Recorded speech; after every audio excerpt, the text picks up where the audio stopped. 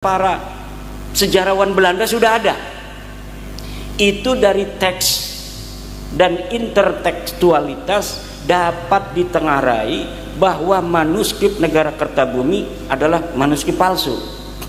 Lalu Profesor Bukhari dari Universitas Indonesia terjun ke lapangan memeriksa media yang dipakai. Medianya nampak begitu lusuh. Sepertinya ini manuskrip memang secara pandangan mata ini dibuat tahun 1600-an. Tapi ketika seorang ahli seperti Profesor Bukhari itu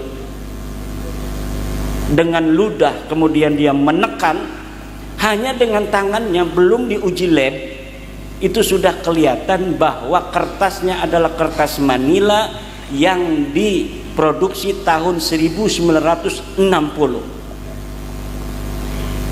Dan dari naskah ini pula lah saya dulu terjebak,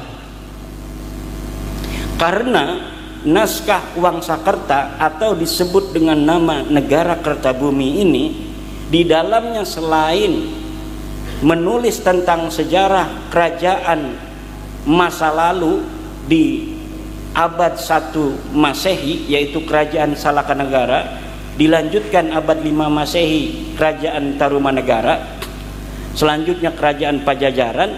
Di sana juga mencakup sejarah Kesultanan Cirebon dan Kesultanan Banten. Dan di dalam salah satu konten yang ada di dalam manuskrip itu ada silsilah Sunan Gunung Jati Syarif Hidayatullah. Dan di dalam manuskrip palsu itu dinyatakan bahwa Sunan Gunung Jati itu berasal dari Yaman. Bapaknya namanya Abdullah bin Ali Nurul Alam, terus ke Abdullah Azmatkan, terus ke Ba'alawi. Jadi satu marga dengan Kabib-Kabib itu. Itu sampai tahun 2022 saya meyakini itu.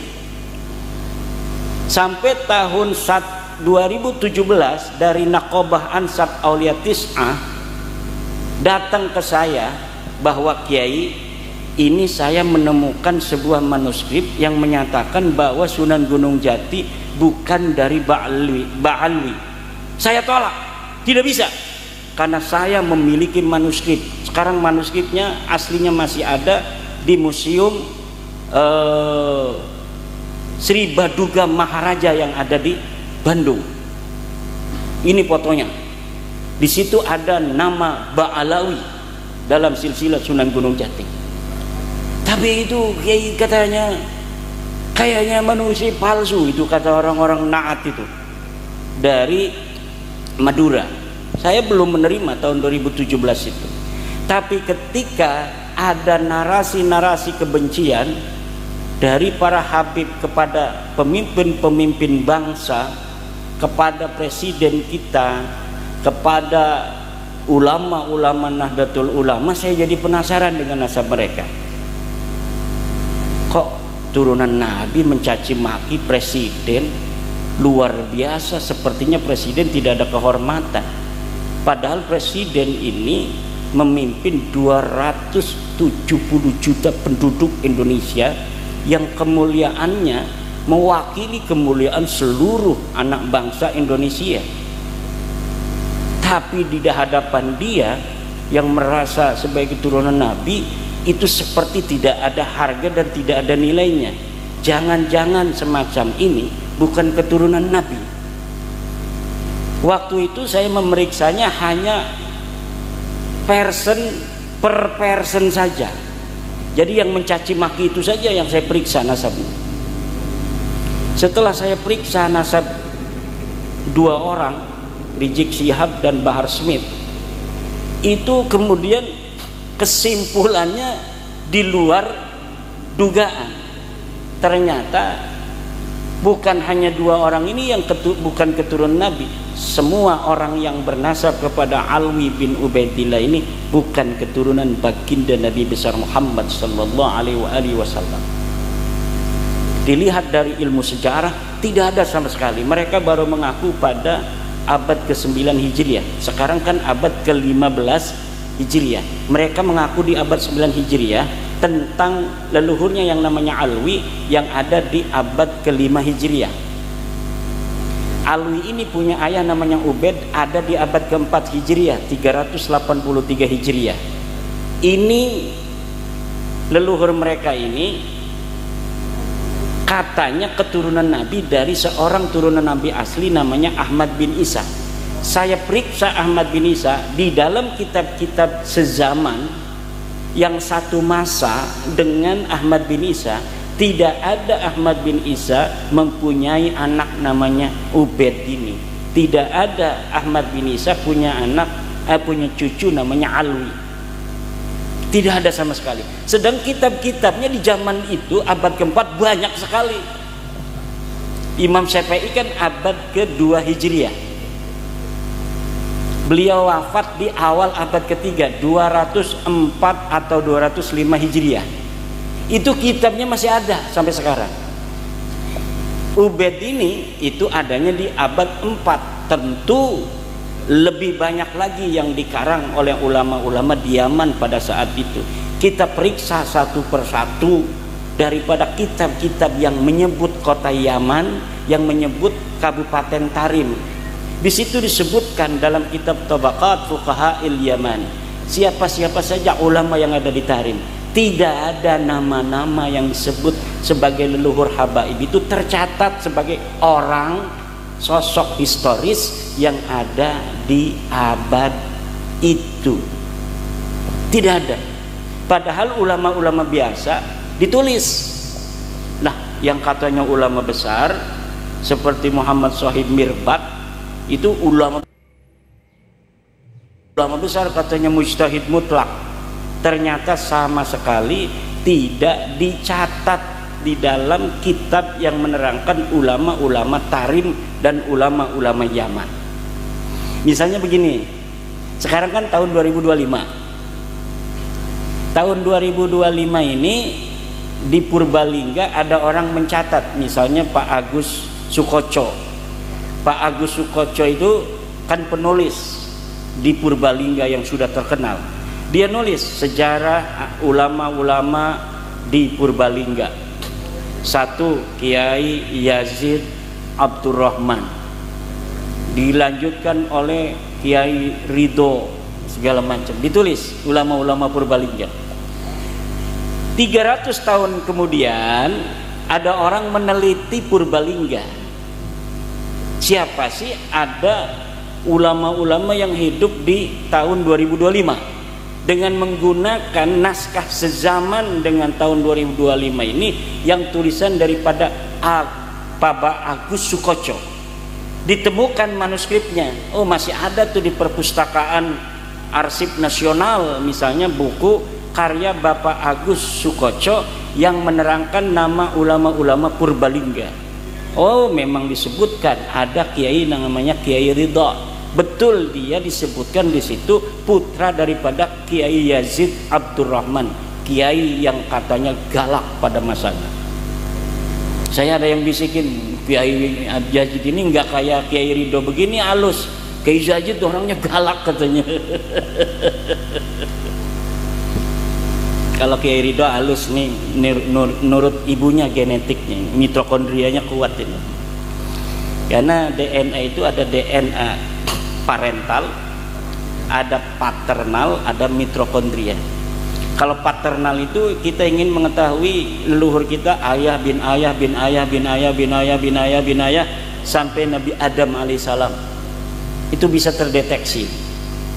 Kalau mitokondria itu kita ingin mengetahui ibu kita punya ibu, punya ibu, punya ibu, punya ibu, punya ibu sampai Siti Hawa. Kalau parental zigzag. Yang zigzag itu untuk mengetahui kadar berapa persen kita orang Purbalingganya, berapa persen nenek-nenek kita yang orang Bantennya, berapa persen nenek-nenek kita yang orang Indianya. Itu tes DNA parental yang zigzag untuk mengetahui kadar genetik kita lebih banyaknya dari keturunan mana, Dan ini sudah diadakan sebuah tes DNA tahun 2021 oleh orang Banten, itu pemilik Historia yang sekarang jadi anggota DPR RI dari PDI. Lah itu mengambil sampel-sampel di Indonesia, diantaranya sampel Najwa Shihab dari Baklawi perempuan. Setelah diperiksa DNA Najwa Shihab itu, lihat di Google masih ada, 48%-nya bukan orang Arab, dia orang India. Jadi lebih dominan genetik yang ada di dalam diri Najwa Shihab itu orang India, bukan orang Arab. Nah, itu untuk mengetahui persentase genetik dari suku apa saja yang mempengaruhi seseorang. Ini saya ini sekarang tinggalnya di Banten, tapi silsilahnya itu lari kemana-mana. Dari Wonosobo ada, mungkin kalau sudah Wonosobo ada yang terdeteksi itu dari nama Kiai Ageng Wonosobo. Ada dari Maduranya, ada dari Prabu Siliwanginya, ini yang paling banyak kali. Ada dari Cirebonnya, ada dari Acehnya. Tapi belum tes DNA. Karena saya bilang kalau tes DNA mau ngapain kita? Mau hebat-hebatan nih tes DNA saya. Kamu harus tunduk pada saya. Kamu tes DNA-nya G, saya J1. Kan nggak begitu juga. Nah, dari situ ada hasil-hasil tes DNA di Family Tree DNA yang hari ini bisa diakses di internet. Coba bapak-bapak, ibu-ibu, punya HP enggak bu? Bu punya HP enggak? Punya kan? Ketik di Google searching itu Family Tree DNA, atau langsung aja Baklawi DNA. Itu akan keluar hasil dari Habib-habib yang sudah tes DNA. Hasilnya apa? G. Artinya apa itu G itu Kiai? Artinya G itu jangankan turunan Nabi, orang Arab duduk. Jangankan turunan Nabi, orang Arab aja bukan. Kalau orang Arab emang apa? Orang Arab itu J1. J1. Dari mana taunya? Dari sampel-sampel keluarga ring 1 yang ada di Saudi, dari keturunan raja-raja Mekah yang keturunan Nabi. Di dalam tradisi zaman Sultan Utsmaniyah itu kan dulu kerajaannya namanya Kesultanan Utsmaniyah. Untuk Mekah itu gubernurnya harus keturunan Nabi dari masa lalu. Mulai ganti itu hanya ketika 1924 Sultan Abdul Hamid Kairo, Istanbul, dikalahkan oleh Inggris Prancis, sehingga kemudian gubernur Mekah bukan dari turunan Nabi lagi, diganti oleh Raja Saud, dari keluarganya Raja Saud. Tetapi hak mereka tetap diberikan oleh kerajaan. Mereka diberi humus apabila ada pendapatan negara, mereka diberikan hak oleh kerajaan Arab Saudi ini. Dan hari ini keluarga itu sudah tes DNA. Yang keluarga turunan Nabi dari generasi ke generasi itu yang diketahui dan terverifikasi dalam data sejarah, terverifikasi dalam ilmu nasab. Jadi kalau turunan Nabi, bapak-bapak, dari zaman dulu semenjak tahun 199 Hijriah itu sudah ada kitab. Ini Nabi punya anak Fatimah, Fatimah punya anak 2 Hasan Husain, Husain punya anak sekian, Hasan punya anak sekian. Nanti 100 tahun lagi ada lagi kitab, penambahan itu ditaruhin penambahan. Setiap tahun, setiap abad, kadang-kadang ada 5-10 kitab yang ditulis. Dan kitabnya hari ini kebanyakan bisa diakses di internet. Dari mana? dari universitas-universitas yang ada di Turki, yang dulunya peradaban Islam kuat di sana, yang ada di Saudi, bahkan yang ada di Vatikan. Sebagiannya ada di British Library di Inggris, ada juga di Leiden Library University di Leiden, Belanda. Ini jadi nggak bisa berkutik. Orang yang ngaku cucu Nabi nggak punya data yang valid, itu akan terbongkar. Ditambah lagi DNA hari ini semuanya ditaruh di internet oleh perusahaan DNA. Ada dari ESEC, dari Family Tree DNA, dari Heritage dan lain sebagainya. 180 orang yang tes DNA dari Habib-Habib ini semuanya gagal, bukan keturunan Nabi dan bukan bangsa Arab. Dan ini ilmiah.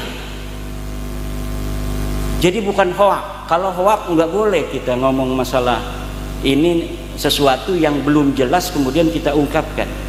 Karena ada sebuah ungkapan para ulama, yang bagi likulli ahadin ayyakuna lahu khiratun fi hadan nasabis syarifi hatta la yantasiba ilai ahadun illa bihaqqin. Tidaklah boleh, atau yang bagi seharusnya bagi setiap orang mempunyai kepedulian terhadap nasabnya Rasulullah dan keturunannya, agar tidak sembarang orang bisa untuk mengaku sebagai keturunan Nabi. Ya kalau orangnya soleh sih yang mengaku turun Nabi semuanya bagus-bagus gitu kan, bukan hanya oknum-oknum 1-2, ya masih wajar. Ini oknumnya kebanyakan, bikin kita curiga, nggak percaya kalau dia turun Nabi. Masa ada turun Nabi yang Kristen? Asegaf ada yang Kristen. Kemarin di Jepara Al-Habsyi 31 anak-anak diperkosa. Kemarin di Jombang jadi pengedar narkoba. Di Bekasi Al-Atas tatonya satu badan. Di Banyuwangi bunuhin orang jamaahnya. Bin Yahya di Cirebon merkosa istri orang di Majelis Taklim. Astagfirullah. Lah ini yang begini-begini ini, apakah kita membiarkan orang membawa-bawa nama Nabi kemudian memalukan nama Nabi itu sendiri? Wajib hukumnya bapak-bapak, wajib hukumnya. Wajib apa? Wajib memberitahu kepada orang lain bahwa dia bukan turun Nabi. Agar apa? Agar nama Nabi tidak disematkan pada orang model begitu. Kan terlalu banyak oknumnya. Yang satu caci maki para kiai, caci maki ulama, caci maki polisi, caci maki para pejabat. Lah RT itu pangkatnya tinggi loh. RT itu mengepalai 40 keluarga. Dia bukan RT acan berani mencaci maki seorang jenderal. Dalam ilmu sosial antropologi ini nggak masuk akal. Tapi kenapa terjadi? Dia merasa lebih tinggi dari sisi spiritual yang dimanipulasi itu. Dan ini yang kita harus potong, agar saudara-saudara kita tidak dieksploitasi oleh oknum-oknum yang mengaku sebagai keturunan Nabi, padahal dia tidak ada ikatan sama sekali dengan Rasulullah. Ini bahaya.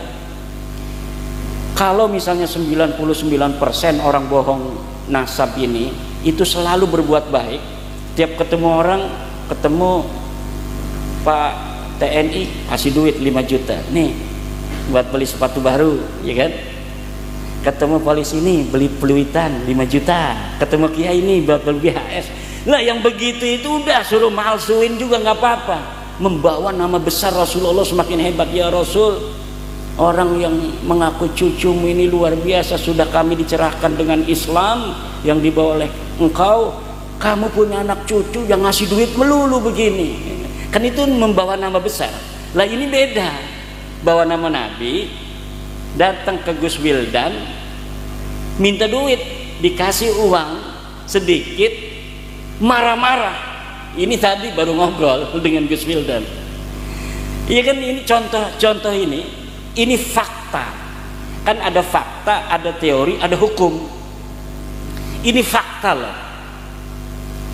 sudah jadi teori, bahkan sudah jadi hukum, bahwa mereka selalu membawa-bawa nama Nabi untuk mengeksploitasi orang yang masih percaya kepada dia bahwa turun Nabi, untuk diambil manfaatnya baik secara materi maupun secara rohani. Secara rohani kamu nggak dapat syafaat kalau nggak ikut aneh, begitu. Nah, ini yang harus dipotong.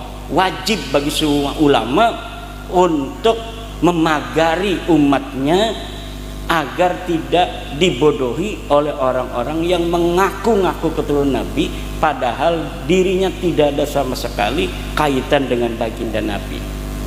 Nah, PWILS ini mohon maaf Pak polisi, dibentuk bukan dalam rangka untuk membuat kerja Pak polisi semakin sibuk, bukan. Kami ingin mempunyai andil dalam kehidupan kami untuk memberi pencerahan terhadap masyarakat kami, terutama warga NU.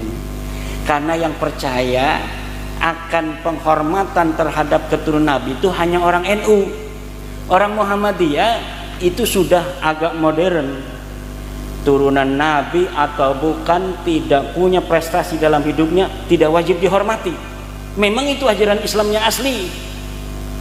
Kalau ajaran NU ini ajaran yang ada tasawufnya, jadi ada nilai lebih tasawuf, dan ini dimanfaatkan karena tidak ada dalil satupun dalam Al-Quran, tidak ada dalil satupun dalam Al-Hadis yang mewajibkan umat Islam untuk menghormati keturunan Nabi. Tidak ada.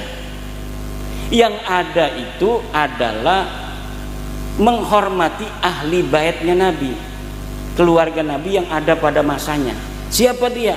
Sayyidina Ali, Sayyidina Fatimah, Sayyidina Hasan, Sayyidina Husain. Ini wajib dicintai, baik oleh orang yang ada pada masanya maupun oleh kita yang ada di hari ini. Kenapa? Karena di hari ini pun banyak orang yang mencaci 4 orang ini. Kenapa? Ajaran daripada konstelasi politik masa lalu yang kemudian menjadi ideologi ajaran kepada merambah kepada ideologis. Jadi bukan hanya tentang politik di masa lalu yang berseberangan kemudian menjadi dogma ajaran agama. Dari orang-orang Wahabi lebih mengutamakan Sayyidina Abu Bakar, Umar, Utsman. Dari orang Syiah lebih mengutamakan Sayyidina Ali, menantu Nabi dan keluarga Nabi. Nah, dogma ini kemudian sampai saat ini melahirkan Wahabi, di sini melahirkan Syiah. NU ada di tengah-tengah. Ahlussunnah wal Jamaah Asy'ariyah mencintai keluarga Nabi dan menghormati para sahabat Nabi. Nah, dari konteks mencintai keluarga Nabi ada yang menafsiri keturunannya pun masuk ke dalam keluarga Nabi. Padahal kan ahli bait itu kayak sekarang ibunda Nyai Aminah, ahli baitnya siapa? Ahli baitnya satu Gus Ridho, Gus Wildan, kemudian menantu Kiai Nurholis dan anak-anak yang lainnya, itu namanya ahli bait. Lah kalau keturunan udah 1400 tahun masa masih disebut ahli bait? Bait itu rumah.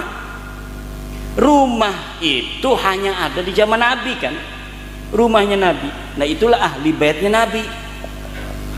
Lah kalau sekarang ahli bait itu berkembang sampai keturunan yang sudah 1400 tahun, itu secara dalil tidak kena. Tetapi dalam tradisi tasawuf Nahdlatul Ulama itu masih diambil dalam keberkahan. Mudah-mudahan saja ada berkah. Tapi secara dalil tidak ada. Siapa yang berani membawa dalil satupun dari Al-Quran hadis bahwa kita wajib mencintai keturunan Nabi? Tidak ada. Oh ada katanya di kitab kuning. Bagaimana? Qala al-Imam Asy-Sya'rani radhiyallahu anhu mahabbatu dzurriyyatin nabiyyi wajibatun. Itu bukan dalil namanya, itu tesis kesimpulan seorang ulama. Tesis itu yahtaju ila dalilin, dia membutuhkan dalil. Dalilnya mana? Oh, nggak ada, nggak disebutin. Nah, itu namanya kesimpulan yang boleh dipercaya, boleh tidak.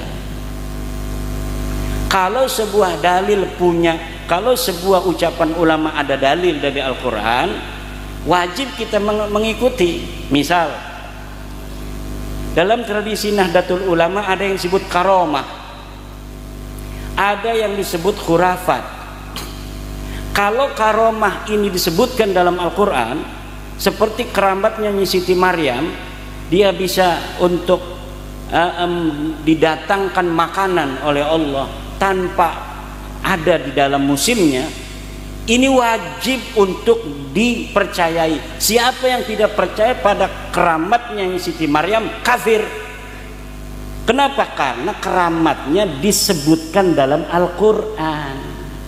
Siapa orang yang tidak percaya pada keramatnya Asyid bin Barhaya, yang dia mengatakan bisa membawa singgasananya Ratu Balqis ke Raja Sulaiman dalam satu kali kedipan mata, tidak percaya hari ini kita pada keramatnya Asyid bin Barhaya, itu kafir. Kenapa? Karena keramatnya itu ada di dalam Al-Quran. Siapa yang tidak percaya pada keramatnya Ashabul Kahfi yang bisa tidur 300-an tahun itu, maka dia kafir. Kenapa? Karena keramatnya Ashabul Kahfi disebutkan dalam Al-Quran. Siapa yang tidak percaya keramatnya Faqih Muqaddam dapat mi'raj 70 tahun, maka barokah itu. Kenapa? Karena keramat itu bukan keramat, namanya khurafat. Apa bedanya keramat dan khurafat? Kalau keramat adalah kemuliaan yang diberikan oleh Allah kepada hambanya yang bertakwa berupa hal-hal yang di luar adat kebiasaan. Biasanya yang namanya telur bisa matang kalau digoreng. Ini dikasih sama kiai kita, baru keluar dari bebek, diambil makan, kemudian kita ambil, wih, udah matang. Nah, itu keramat. Keramat itu dipercaya atau tidak tergantung dari riwayat. Keramat bisa dipercaya atau tidak tergantung dari riwayat. Kalau riwayatnya ini terpercaya, baru satu generasi misalnya yang ngelihat juga banyak orang mutawatir begini. Misalnya saya lagi ceramah, setelah saya lagi ceramah, saya ini apa namanya, jampe ini aqua ditumpahin ke gelasnya Kiai Ridho. Semua orang menyaksikan, jalan sendiri nih ya, ding ding ding ding ding ding semut gitu. Nah, itu disaksikan orang banyak. Ini ribuan yang hadir, belum yang di belakang yang pakai layar. Nah, ini mutawatir, ini qat'i. Orang yang tidak mempercayainya itu mukabarah, orang yang melawan kebenaran karena riwayatnya qat'i. Tapi kalau keramat-keramat atau bukan keramat, nggak boleh kita bilang keramat, khurafat-khurafat yang sering kita lihat di YouTube dari Ba'lawi, bahwa kakeknya bisa mi'raj 70 kali ke langit. Dari mana taunya? Siapa yang meriwayatkan? Oh, dalam kitabnya Ali As-Sakron, ada di abad 9 Hijriah. Faqih Muqaddamnya ada di abad berapa? Oh, dia meninggal 653 Hijriah. Berapa ratus tahun jangkanya antara Faqih Muqaddam dan Ali As-Sakron, orang yang pertama mencatatnya? Oh, sekian ratus tahun, 300-an tahun misalnya. Lalu dari mana Ali As-Sakran mendapat riwayat itu? Dia tidak menyebutkannya. Pokoknya kita wajib percaya, nggak bisa. Itu namanya dusta. Itu bukan cerita keramat, itu namanya khurafat. Apa? Khurafat itu. Tapi cerita-cerita kewalian dan keramat Syekh Abdul Qadir Jilani itu orang yang masih hidupnya mencatat kitabnya bahwa Syekh Abdul Qadir Jailani dhaharat karamatuhu amaman nas, bahwa keramatnya Syekh Abdul Qadir Jailani terlihat di tengah-tengah manusia. Itu dicatat oleh siapa? Oleh orang yang hidup pada zamannya Syekh Abdul Qadir Jailani. Nah, kalau oleh orang yang hidup pada masanya, seperti saya hidup dengan Abu Yadim Yati, saya pernah melihat keramatnya Abu Yadim Yati. Saya menulis dalam kitab saya. Itu namanya bukti sezaman yang tidak perlu riwayat lagi, karena saya bertemu dengan Abu Yadim Yati. Tapi Ali Asakron ada di abad 895 Hijriah, dia menulis kitab Al-Burqatul Musyiqah menyebut keramatnya Faqih Muqaddam yang hidup di 653 Hijriah tanpa ada sanad, tanpa ada riwayat. Itu namanya khurafat, kedustaan, cerita-cerita dusta. Siapa dari Balawi ulamanya yang hebat yang mampu datang ke saya membawa sebuah dalil bahwa seorang Faqih Muqaddam pernah hidup di alam dunia? Silahkan datang bawa dalilnya. Nggak ada. Orang itu nggak pernah ada di dunia. Dari mana tahunya? Dari kitab-kitab yang ada pada masa Faqih Muqaddam itu hidup, disebutkan siapa saja orang yang pernah hidup di tarim dari ulama, tidak pernah menyebutkan ada seorang namanya Muhammad bin Ali Faqih Muqaddam. Tidak ada. Siapa yang bisa membantah? Tidak bisa. Karena membantah itu perlu dalil. Al-man'u itu harus ada dalil. Dalilna eueuh. Kalau dalilnya sudah, kata Roma Irama, menyerah saja. Nggak mau nyerah, malah marah-marah sama saya. Dajjal, Imad itu dajjal, pengadu domba, masuk neraka dia. Yang masuk neraka yang bohong dong. Masa yang nyampein kebenaran masuk neraka? Betul apa tidak? Betul apa tidak? Nah, ini kenapa saya sampaikan juga ini, mohon maaf, ini ada Bapak Dandim, ada Bapak Kapolres dan sebagainya, agar memahami ini. Terserah nanti Bapak kesimpulannya kan itu masing-masing. Bisa diteliti juga, ada pakar-pakarnya beliau-beliau ini nanti. Lah, ini nanti bisa untuk menjadi rembukan bagi siapa saja yang ingin meneliti.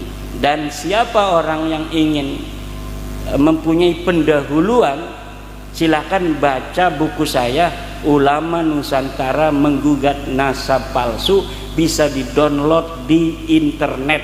Di situ dalil-dalilnya beserta pemalsuan-pemalsuan kitab yang mereka lakukan dapat dilihat dan dapat diverifikasi, karena saya menyantumkan halaman berapa, percetakannya apa.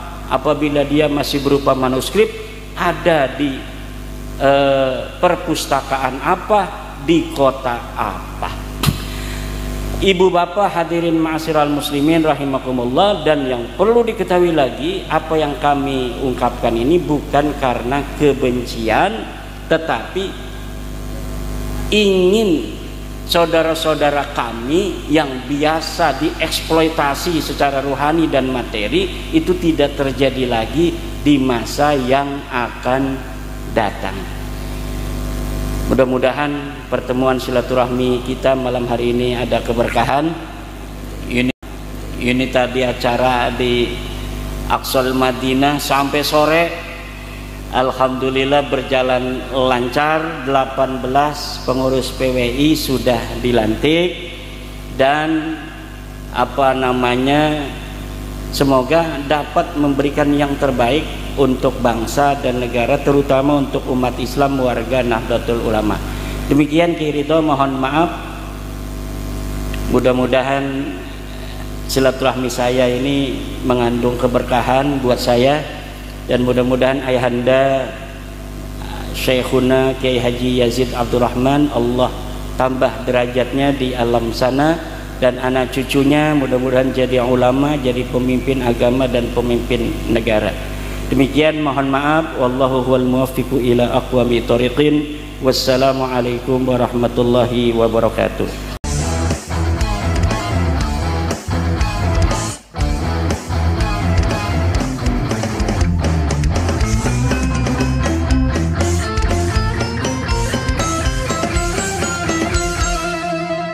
Jadikanlah hidup lebih berarti, jadikanlah laskar sang pemberani, membela ulama kiai pribumi, Rahwali Songo pewaris negeri.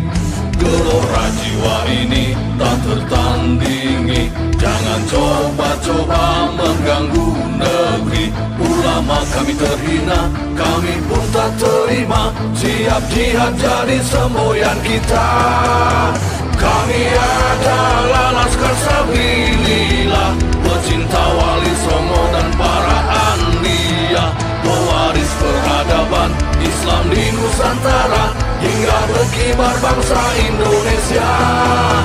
Kami perisai para ulama, sepenuh hati korbankan jiwa dan raga. Bila nanti tertulis jihad pilihan kami, Zahid bela agama dan negara. Kami terlahir di bumi pertiwi, terpatri suci sejarah negeri, korbankan darah nyawa leluhur kami. Jangan kau coba rubah dan kau pecundangi.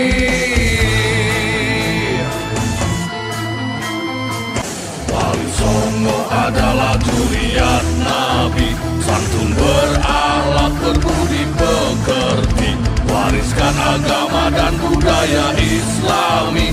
Jangan coba nodai kami, bela sampai mati. Kami adalah laskar sabilillah, tak akan gentar meskipun berkalang tanah, demi bela agama juga bela negara.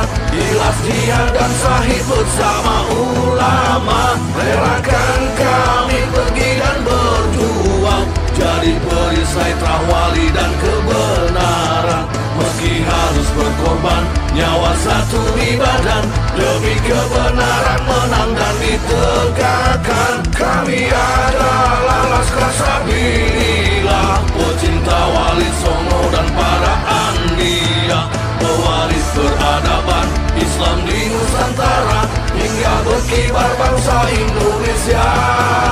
Kami perisai para ulama, sepenuh hati korbankan jiwa dan raga. Bila nanti tertulis jihad pilihan kami, Zahid bela agama dan negara.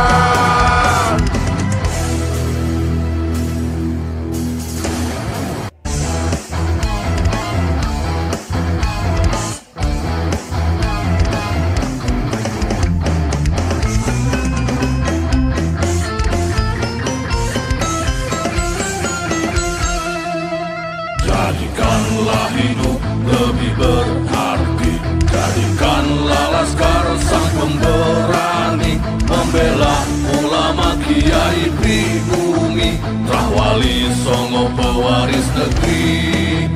Gelora jiwa ini tak tertandingi, jangan coba-coba mengganggu negeri. Ulama kami terhina, kami pun tak terima, siap jihad jadi semboyan kita. Kami adalah